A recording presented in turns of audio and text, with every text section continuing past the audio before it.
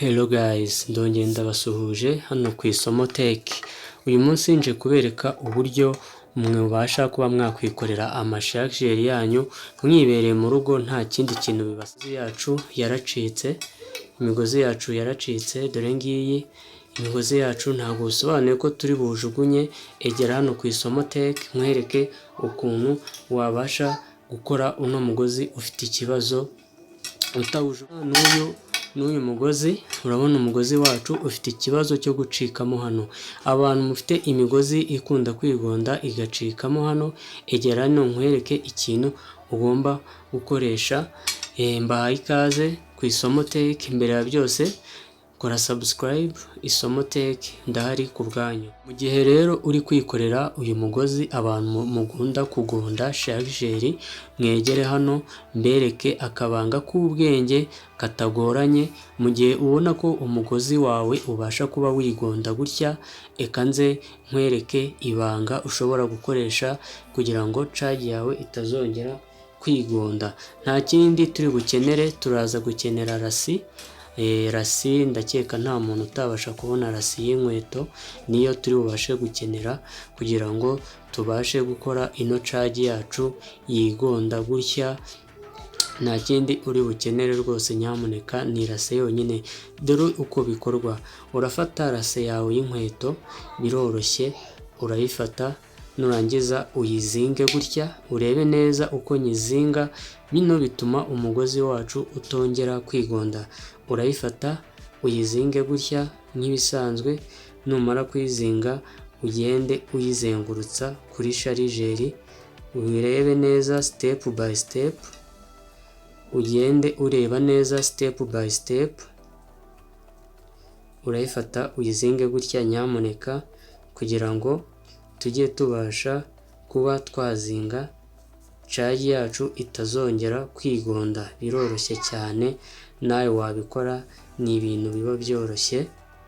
Urabona uko ndi kubigenza, kandi bino bigira uburambe buri hejuru cyane. Numara kuyizinga gutya, uhite ufata akagozi ukanyuzemo gutya, ni akarase. Nurangiza uhite ukurura ya rase yacu. Dore ngiyi urakurura nyine byoroshye. Dore ngiyi urabona caji yacu ni umugozi mwiza cyane. Urabona caji yacu uyifashe ukayikora gutya ntago yazongera kwigonda. Nyamuneka ni ibintu byoroshye cyane. Warangiza utu tugozi uhita udukata tuno. Urabona ko ni caji nziza ikomeye kandi itakongera kwigonda. Nta kindi nyine, ni iyi rase yonyine, kandi ndakeka utabasha kubura rase. Urabona uyu ni umugozi wacu duteranyije, ubashije kuba ucika hano. Mu gihe wigonze ntabwo uzongera gucika. Noneho ngiye kukwereka uburyo dushobora guteranya undi mugozi wacu uba ufite ikibazo cyo gucika.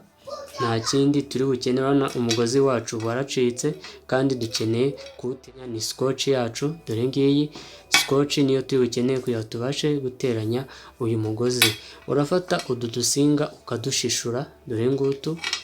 Urafata utu dusinga ukadushishura, dore ngutu. Reka tudushishure.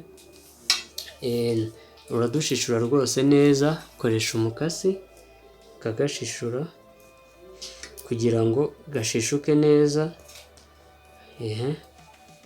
Biba byoroshye, nyamuneka nawe wabyikorera. Ntuzongere kujugunya sharijeri kuko nawe wayikorera. Dore turayishishura neza. Dore ngiyi turi kuyishishura. Iyo umaze gushishura sharijeri yawe, kugira ngo wongere uyiteranye ibe caji yuzuye, umutuku uwushyira ku mutuku gutya.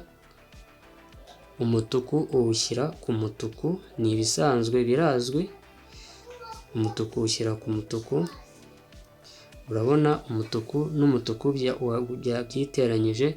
Warangiza ukahita ufata agasikotch gatoya, katugafate agasikotch gatoya nka gutya. urasabwa agakasi, agasikoci, ntabwo ari ibintu bibuze, nyamuneka nawe ukabasha kwiteranyiriza cagi mu rugo. Dore ngaka agasikoci gatoya, warangiza ugahita uteranya umukara ku mukara, biroroshye cyane. Ntuzongeye kujugunya imigozi, ntuzongeye kujugunya sharijeri, ibibuno byo hasi, kuko birakorwa nawe wabyikorera. Wamara naka kugashyiraho, ni ibintu biba byoroshye, uhita wegeranya ka gasikoci gutya ukakazingiraho, warangiza ugahita ufata sikoci yawe, wangiza ukagenda uyizengurutsaho neza, kandi ku bintu biri ku murongo. Biroroshye, nyamuneka biroroshye, nawe wabyikorera. Urakenera ino sikoci yonyine, ntabwo uri bukenere ibintu byinshi, ni sikoci yonyine. Ubundi wangiza ukagenda uzengurutsaho gutya, ni ibisanzwe, biroroshye. Nyamuneka cagi yawe ubundi igahita yinjiza, ni ibintu byoroshye cyane. Dore ngibi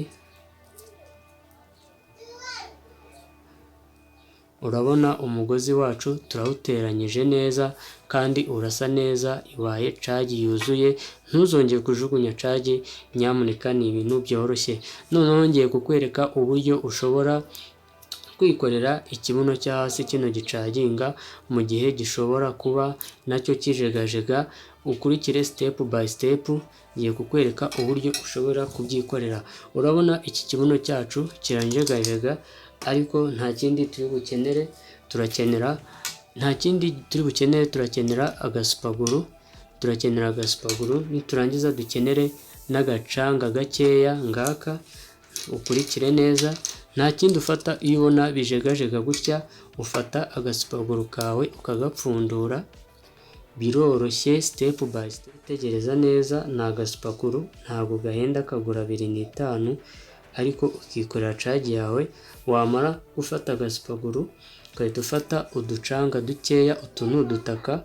Wamara gufata udutaka duseye cyane, wangiza ukazengurutsaho. Ni ibintu biba byoroshye, nawe wabyikorera. Iyi cage iba ikomeye, ihita ugira uburambe bw'imyaka 3 itarongera kujegajega. Ugahita ufata n'urundi ruhande, ukagera gutya. Biba byoroshye, wangiza naho ukagenda uzengurutsaho agataka. Ni agacanga kaba koroshye cyane, nyamuneka. Urabona, ni ibintu biba byoroshye cyane. Iyo umaze guzengurutsaho agacanga gutya, utegereza amasegonda 30 yo kuba byakuma. Iyi cage ihita ikomera, ntiyongera kujegajega ukundi. Niba iyi video igufashije, ubonye uburyo wakwikorera cage yawe, watanga support ugakora subscribe hano ku Isomo Tech.